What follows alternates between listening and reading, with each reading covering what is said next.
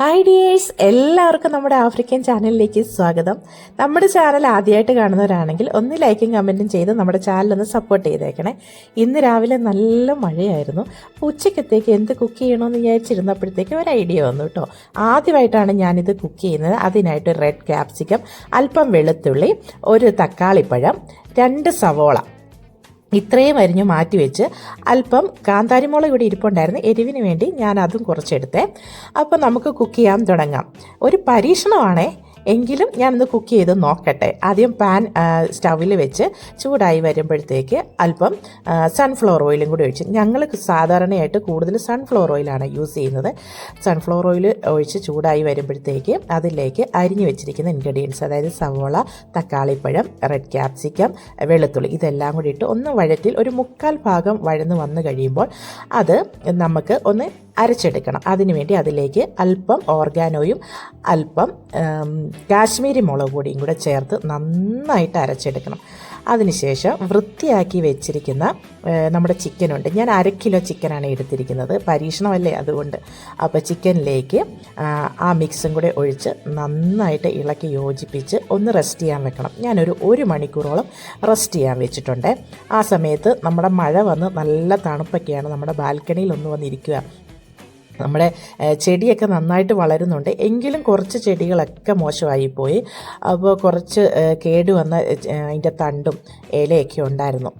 അപ്പോൾ ഞാൻ എല്ലാം ഒന്നും നോക്കിയപ്പോൾ കുറച്ചൊക്കെ റീപോർട്ട് ചെയ്യാൻ സമയമായി. കുറച്ചൊക്കെ നല്ല രീതിയിൽ വളർന്നിറങ്ങിയിട്ടുണ്ട്. അപ്പോൾ ഞാൻ ആ അഴുക്കായി പോയ ഇലയൊക്കെ ഒന്ന് കട്ട് ചെയ്ത് കൊടുത്തു. അത് അല്ലെങ്കിൽ അത് മഴയും കൂടി ആയതുകൊണ്ട് നന്നായിട്ട് ചീഞ്ഞു പോകും. ഞാനാണെങ്കിൽ ഒരുപാട് ചെടി വളർത്തുന്ന ഒരാളാണ്. പക്ഷേ ഇവിടെ വന്നു കഴിഞ്ഞ് കുറച്ച് ചെടിയൊക്കെ വെച്ച് പിടിപ്പിച്ചു. പക്ഷേ ഇവിടുത്തെ ക്ലൈമറ്റ് ഇങ്ങനെ മാറി മാറി വരുന്നതുകൊണ്ട്, മഴയും തണുപ്പും വെയിലും ഒക്കെ വന്നു വരുന്നത് കൊണ്ട് നമുക്ക് ചെടി കുറച്ച് മോശമായി പോകാറുണ്ട്. അങ്ങനെ 3-4 ചെടി മോശമായിപ്പോയി. എങ്കിലും ഞാൻ ഉള്ള ചെടിയൊക്കെ നല്ല രീതിയിൽ വളർത്തും. അപ്പോൾ ചെടിയോട് ഇഷ്ടമുള്ളവർക്കൊക്കെ അറിയാം, നമ്മളൊരു കുഞ്ഞു കുട്ടിയെ എങ്ങനെയാണോ പരിപാലിക്കുന്നത്, എങ്ങനെയൊക്കെ കുഞ്ഞു കുട്ടിക്ക് ഫുഡ് കൊടുക്കുന്നോ അതുപോലെ നമ്മൾ എപ്പോഴും കെയർ ചെയ്തുകൊണ്ടിരിക്കണം. നമുക്ക് വീട് വിട്ട് എങ്ങും പോകാൻ പറ്റത്തില്ല, കാര്യം ഡെയിലി ഇതിനെ കെയർ ചെയ്തുകൊണ്ടിരിക്കണം. എനിക്ക് നാട്ടിലും കുറേ ചെടികളുണ്ട്. ഉഗാണ്ട ഞാൻ വന്നതിന് ശേഷമാണ് നമ്മുടെ ഫ്ലാറ്റിൽ ഈ ചെടികളൊക്കെ വെച്ച് പിടിപ്പിച്ചത്. എനിക്ക് പൂക്കളുണ്ടാകുന്ന ചെടിയാണ് കുറച്ചിഷ്ടം. ഇൻഡോർ പ്ലാന്റ്സ് ആണ് കൂടുതലും ഉള്ളത്. പക്ഷെ ഞാൻ എല്ലാം ബാൽക്കണി തന്നെയാണ് വെച്ചിരിക്കുന്നത്. കാര്യം ചില സമയത്ത് മാത്രമേ നമുക്ക് നന്നായിട്ട് ഡയറക്റ്റ് സൺലൈറ്റ് കിട്ടത്തുള്ളൂ.